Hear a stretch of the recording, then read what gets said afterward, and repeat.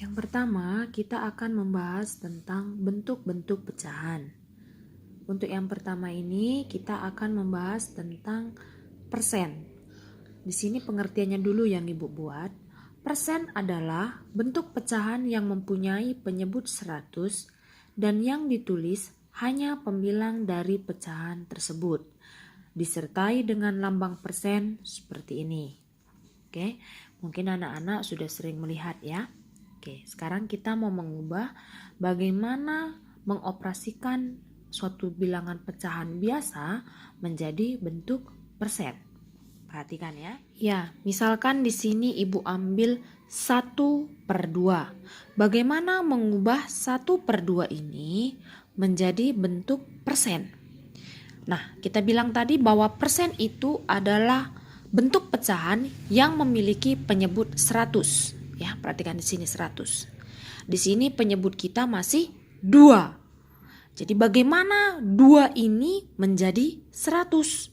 Nah, ini sekarang permasalahan kita. Oke, kita akan bahas ya. Jadi 1/2 ini mau kita kalikan dengan suatu bilangan yang menghasilkan 100. Nah, bagaimana? Berarti kita tahu di sini bahwa 2 kali 50. Nah, kalau di bawah dikali 50, nah di atas juga harus kali 50. Oke. Jadi di sini 1 kali 50, 50. 2 kali 50, 100. Maka kita memperoleh bilangan persennya yaitu 50%. Oke. Inilah cara mengubah suatu bilangan pecahan menjadi bentuk persen. Ya, kita akan lihat contoh selanjutnya. Ibu ambil di sini yang agak sedikit rumit ya penyebutnya. Ibu ambil 1/8. Nah, 1/8 ini mau kita ubah menjadi bentuk persen. Bagaimana caranya? Nah, sekarang tadi kita bawa yang tadi kan 2. 2 ini kita arahkan dia menjadi bentuk 100.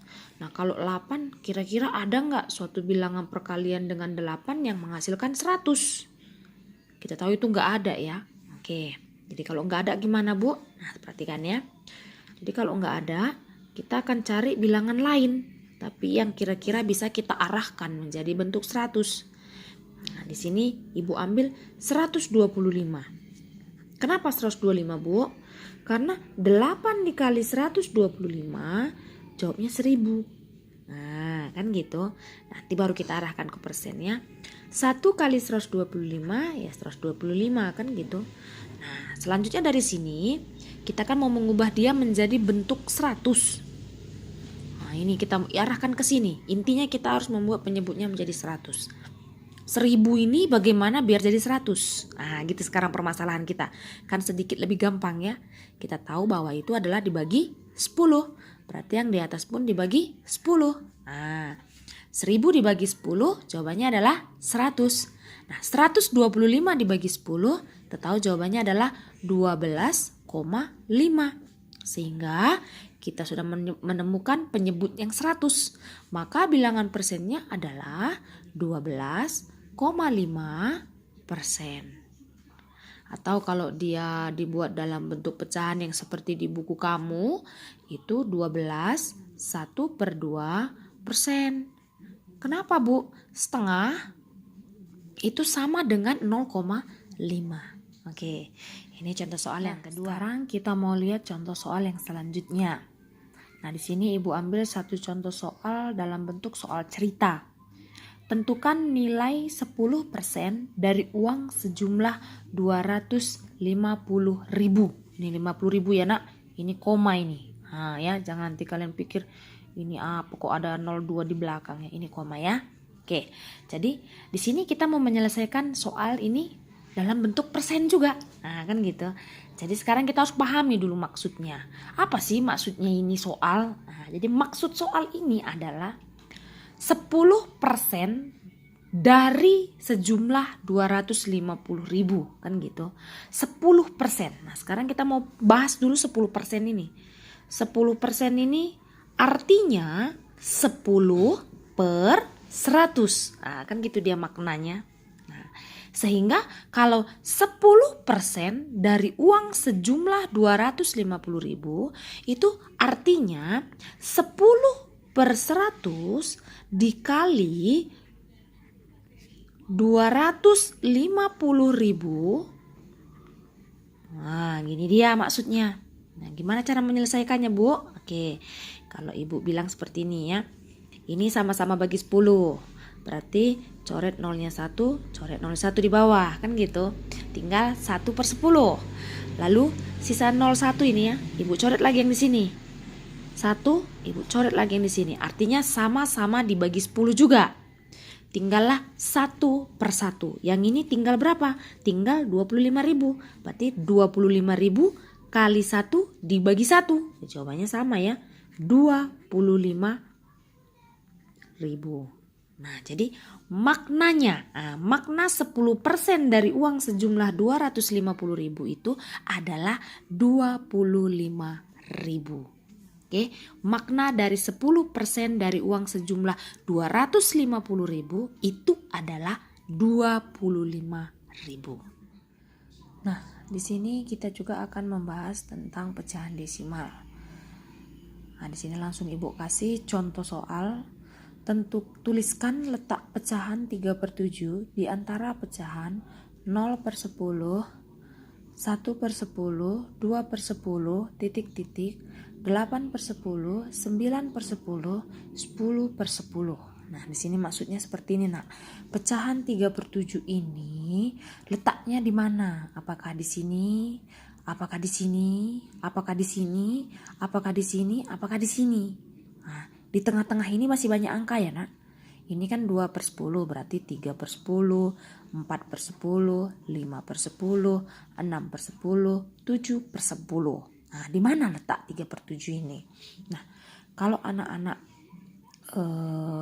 bingung mau meletakkan dia di mana karena kebetulan di sini penyebutnya 7, maka perhatikan di sini ya. Kita akan ubah pecahan ini menjadi desimal.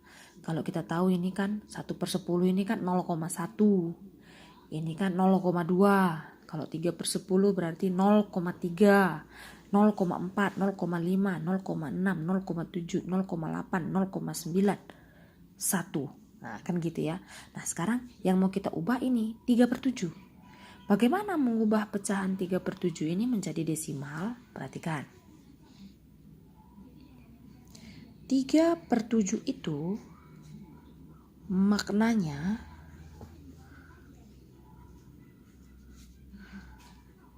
3 dibagi 7. Nah, gitu ya maknanya ya, Anakku. Nah, bagaimana kita menyelesaikan 3/7 ini menjadi bentuk desimal? Perhatikan. 3 dibagi 7. Nah, gini dia. Kalau dalam pembagian ya. 3/7 nggak bisa. Artinya kita harus tambahkan 0 di sini. Tambahkan lagi 0 di hasil. Dan koma di hasil. Oke. Nah, kalau seperti ini berarti 7 kali berapa hasilnya mendekati 30. 7 kali berapa hasilnya mendekati 30. Nah, gitu dia ya. Kita tahu bahwa 7 kali 4. Oke. 7 kali 4 ini berapa? 28. Oke, kita kurangkan. 30 kurang 28 menghasilkan sisa 2. 2 bagi 7 ini juga nggak bisa. Kan gitu. Tambahkan 0. Bu, tambah koma? Enggak. 1 kali aja komanya. Kan gitu. 7 kali berapa hasilnya mendekati 20? 7 kali 2. Berapa 7 kali 2? 14. Sisa berapa? Sisa 6. Oke, ini kok dipanjangkan terus, ini panjang hasilnya. Nah, kita temukan hasilnya ini kurang lebih 0,42. Nah, tadi Ibu bilang di sini kan 0, 0,1, 0,2, 0,3, 0,4, 0,5, 0,6, 0,7, 0,8, 0,9 dan 1. Nah, di mana letak 0,42 ini? Jadi 0,42 ini dia lebih dari 0,4 tetapi kurang dari 0,5. Maka 3/7 itu bisa kita tuliskan letaknya seperti ini. Jadi kita ambil 4/10. Nah, kan tadi ada bilang ada 4/10 di sini. Nah, kan gitu. Ada 4/10 ya. 4/10 ini dia lebih kecil daripada 3/7. Nah, ini ya. Dan 3/7 ini perhatikan juga dia lebih kecil daripada 5/10. Artinya 3/7 ini letaknya di mana? Letaknya di antara 4/10 dan 5/10.